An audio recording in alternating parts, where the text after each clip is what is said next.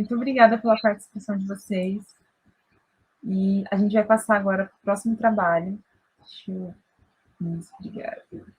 Que é o Gustavo.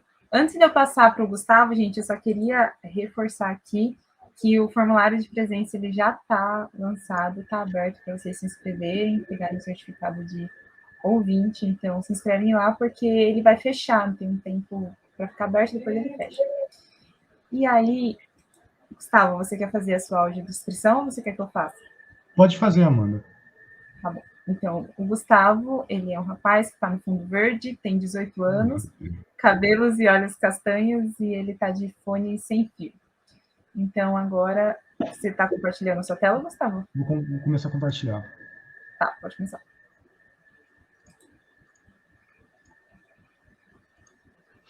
Tá aparecendo aí para vocês que agora eu não estou vendo nada. Tá sim, eu vou sair aqui, viu, Gustavo? Pode começar. Boa apresentação. Tranquilo. Boa noite, pessoal. Meu nome é Gustavo. Eu não sou do Instituto de Física, sou do Instituto de Astronomia aqui da USP, aqui pertinho. Faço aula no Instituto de Física. E hoje eu vim trazer um pouco de umas curiosidades por trás da primeira imagem em escala do horizonte de eventos do buraco negro, que é essa imagem que vocês estão vendo do APOD de 11 de abril de 2019. E antes de dar uma continuidade, eu preciso apresentar alguns fatos para você que possibilitou a gente estar visualizando essa imagem desse buraco negro, porque talvez ela é um pouco embaçada, como vocês podem estar observando, e umas outras curiosidades que vocês vão gostar bastante. Essa imagem ela só foi possível graças à rede do EHT, que é essa rede formada por 8 telescópios, inclusive tem 2 telescópios chilenos, que é aqui perto da gente, que possibilitou a gente, em 2019, estar vendo essa imagem. E uma analogia que eu gosto bastante para estar se referindo ao HT é que é como se fosse olhar para o fresco que o Michelangelo pintou. Só que no teto da Capela Sistina tem um buraco negro. E no Adão é como se fosse o EHT, esse telescópio de 8 olhos. E aqui é uma imagem que mostra esses telescópios que compõem essa rede. É uma rede que vai desde a Espanha, Havaí, até no Polo Sul. A gente tem telescópios que estão proporcionando a gente. Vale ressaltar que são radiotelescópios, não são telescópio convencional de observação. E o que seria um radiotelescópio? De uma maneira bem geral, eles conseguem observar características de corpos celestes a partir de ondas de rádio, raio-x e luz infravermelha, diferente de um telescópio convencional, tipo o telescópio Hubble, que faz imagem na faixa da luz visível. E ele só funciona com corpos celestes como estrelas, galáxias e nebulosas, entre outros, que emitem radiação eletromagnética natural. E esse buraco negro, ele está localizado na galáxia de Messier 87. Ela fica na constelação de Virgem, perto da estrela de Spica, que é a 15ª estrela mais brilhante visível a olho nu e a mais visível da galáxia de Virgem. Galáxia não, constelação. Aqui é um vídeo que ele mostra onde fica mais ou menos essa localização desse buraco negro no céu, onde os telescópios eram apontados.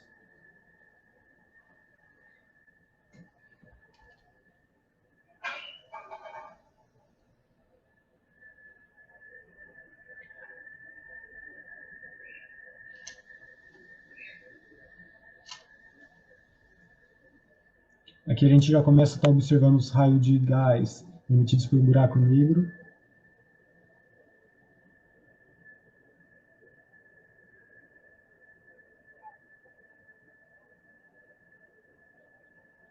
E chegamos até o fabuloso.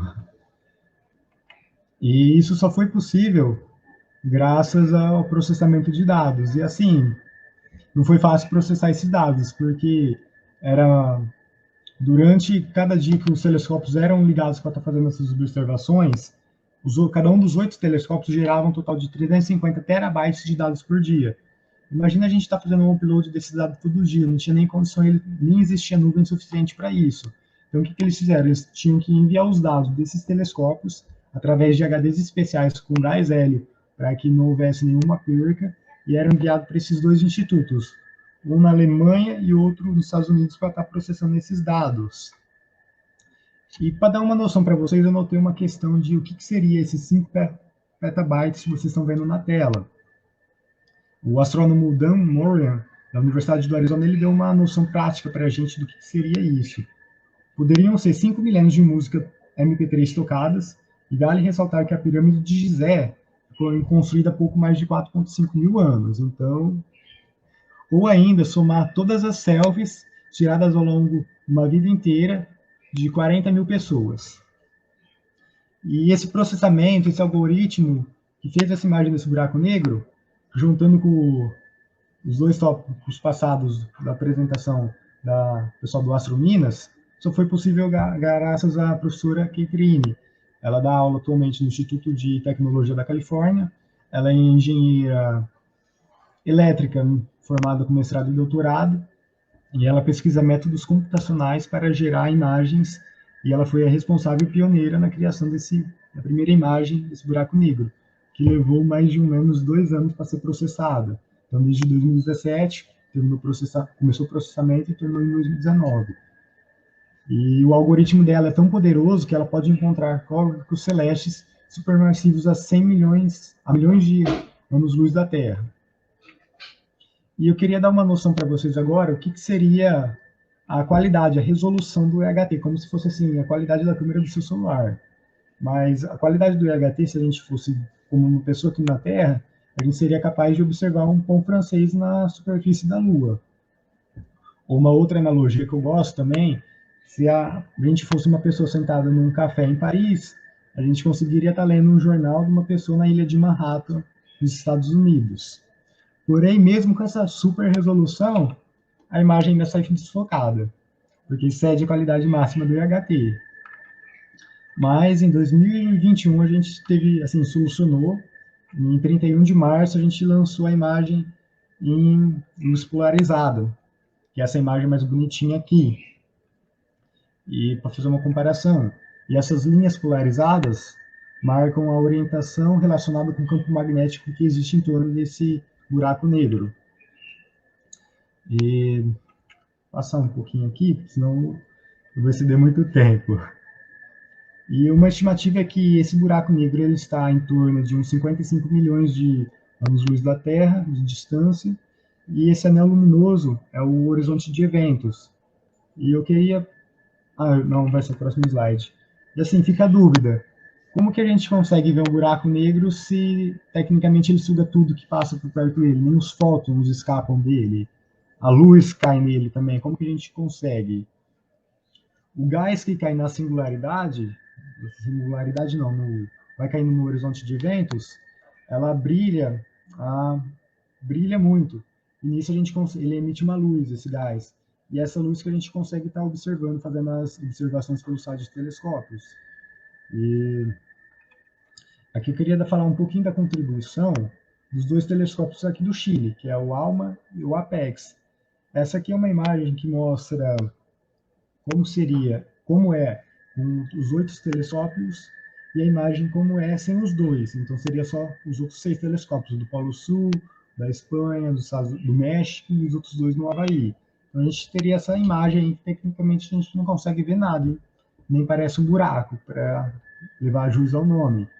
E nisso eu abro um ponto com o debate, o que seria possível a gente estar observando se porventura fosse feito expandindo essa rede do IHT, certo? Colocado mais telescópios em diversas partes do mundo, e telescópios como esses, radiotelescópios no caso, onde vocês podem ver, eles estão em uma certa altitude, não pode ser muito perto de localizações de cidades, para não estar atrapalhando a observação.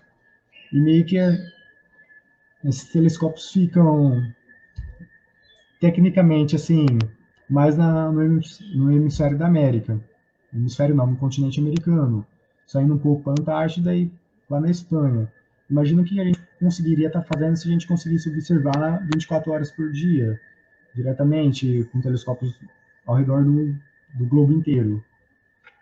E aqui mostra, como eu falei do ALMA e do APEX, como é que era uma representação da aparência do buraco negro em cada ano, juntando talvez só os 2 telescópios dos Estados Unidos ali e do Havaí, do México, caso, somando mais 3, depois com o da Espanha, depois com o do Chile, e depois a rede total.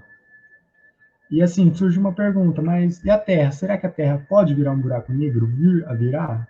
E a resposta é não, porque o nosso Sol, o Sol não, eu já estou dando spoiler dos próximos slides, mas o Sol não pode virar um buraco negro, porque ele está numa linha de evolução diferente. Aqui na sequência principal, ele é uma estrela de baixa massa, então no fim da sua vida ele vai se tornar uma anã branca e vai acabar esfriando. Para o Sol poder virar um buraco negro, ele teria que ter assim, uma massa de 8 vezes a massa atual que ele tem. Aí sim, no final da sua vida, se porventura, depois que ele passasse pelas duas fases, a de supernova e supergigante vermelho, ele tivesse uma massa considerável de mais ou menos 40 massas solares ou superior, aí sim ele poderia estar virando um buraco negro. E aqui é uma imagem que mostra, fizeram representações da simulação desse buraco negro, para vocês estarem vendo, que eu falei juntando dos telescópios. E aqui eu trago uma comparação. Lembra do vídeo que eu apresentei no segundo, terceiro slide? Então, aqui é uma imagem do telescópio da NASA, o Chandra de raio-x, que observa em raio-x na atmosfera terrestre. Ele já foi substituído. Então, a gente consegue ver esse gás que ele é emitido nessa galáxia de Messier. Se vocês pesquisarem a imagem, ela tem uma imagem meio bonitinha, essa galáxia.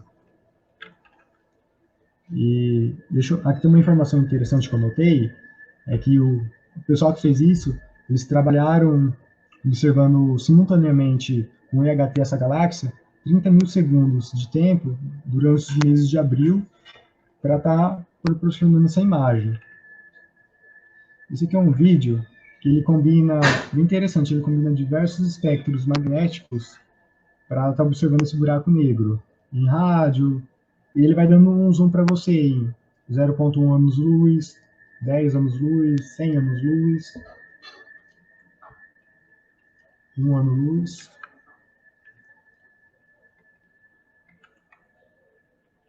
10 anos-luz.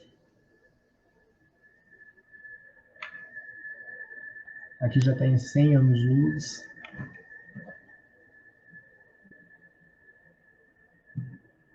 Aqui em 1000 anos-luz a gente já consegue estar observando ele no visível e no comprimento do raio-x também.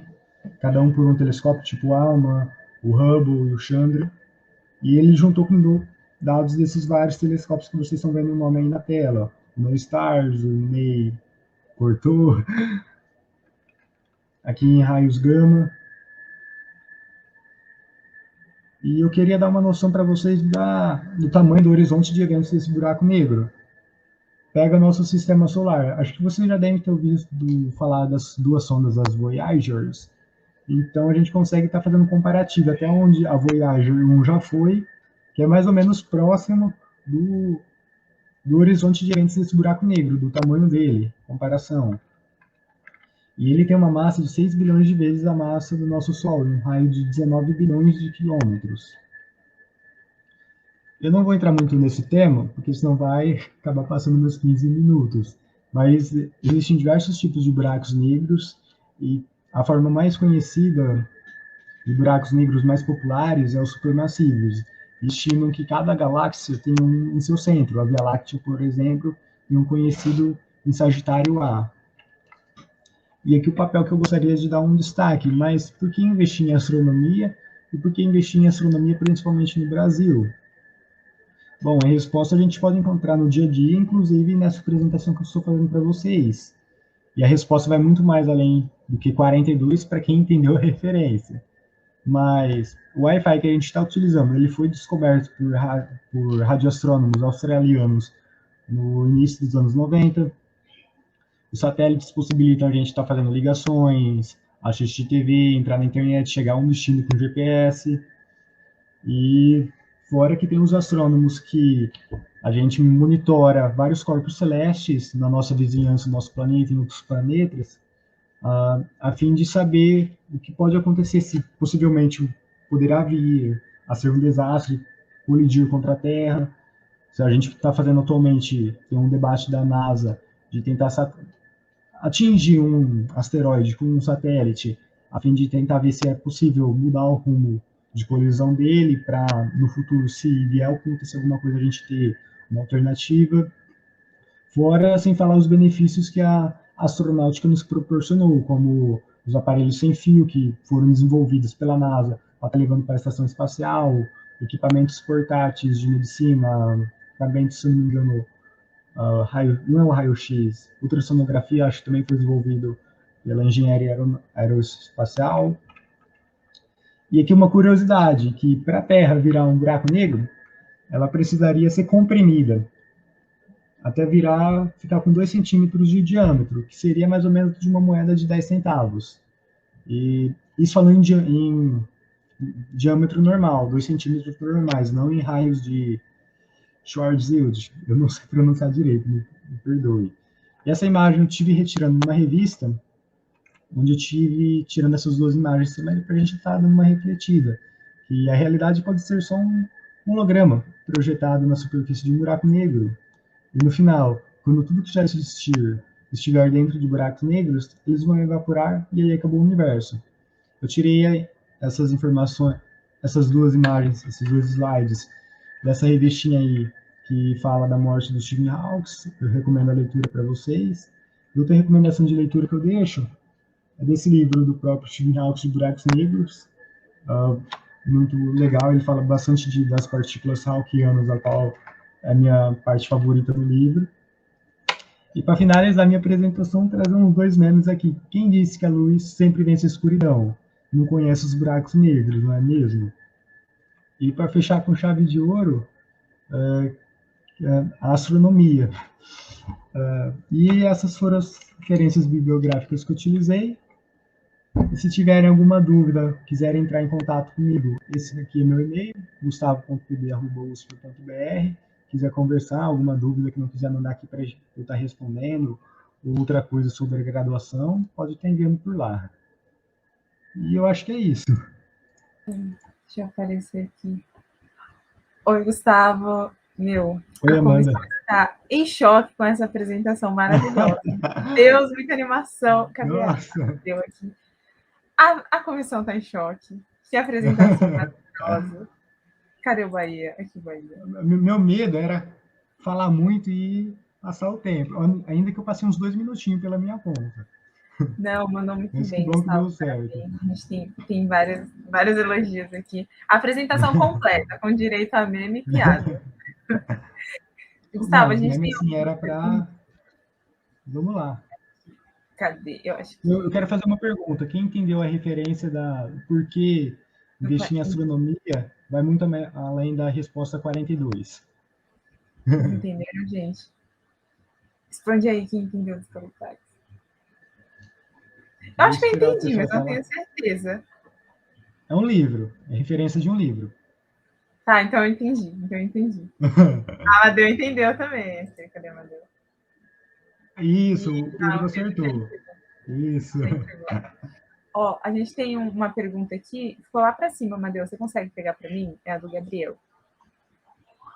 Que é sobre o projeto. Não tô achando. Quem achar primeiro? Isso. Tem duas, então. Essa é a primeira. É uma imagem embaçada, mas provavelmente a imagem mais nítida e precisa que a humanidade já tirou.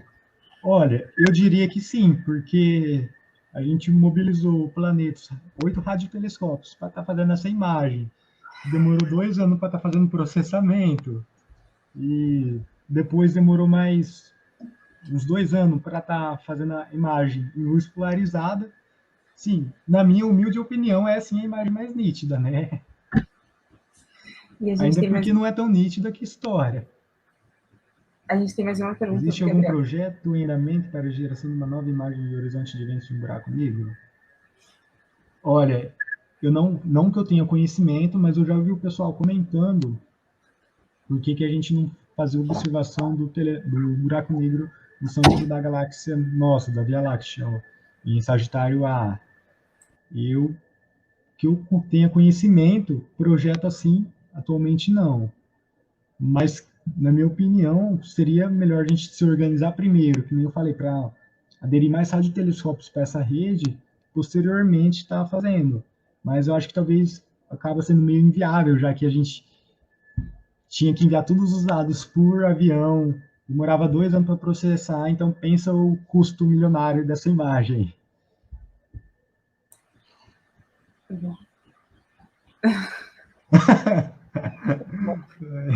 Ah, a galera já matou toda a pergunta. O pessoal matou a dúvida do Fácil. livro que chama o Guia do Mochileiro das Galáxias. Gente, Eu acho mas que era isso. É isso. Muito obrigada, Gustavo. Eu ia falar que a Flor e acho que a Marina, né, estavam apresentando sobre o Astrominos e eu até comentei, né, que as meninas dentro do projeto, elas sempre perguntavam coisas da área da astronomia e principalmente do buraco negro. Acho que é um tema que as pessoas têm muita curiosidade. E é muito necessário apresentações assim como a sua, com bases teóricas, onde você fez os slides. Queremos saber eu fiz no PowerPoint. Não, calma aí, eu vou compartilhar. Calma aí, compartilha a minha gente tela precisa aqui. saber onde você fez esses slides. Vocês estão vendo? Agora, sim. Olha isso, gente. Ah, não. Aqui, ó, gente, é eu que monto, ó. Tá vendo? Eu consigo editar tudo. Tô passada. Tá tudo bonitinho. Aí a gente tem as manhas, né? Tipo assim, a imagem não ia caber tudo. Para não esticar, a gente corta a imagem e flipa ela do outro lado. Fica assim bonitinho. Bravo demais. Valeu. Uma sugestão aqui, ó, bônus. Vocês vêm aqui em ideia de designer no PowerPoint novo, ele gera umas ideias para você estar montando, ó. Calma aí. Vou sair. E assim que eu monto meus slides, ó. Ele mesmo sugere para você. Você pode se inscrever para apresentar uma palestra sobre como montar slides, viu, Gustavo? É, boa ideia. Tem bastante gente querendo Futuramente, saber. quem sabe, próxima edição.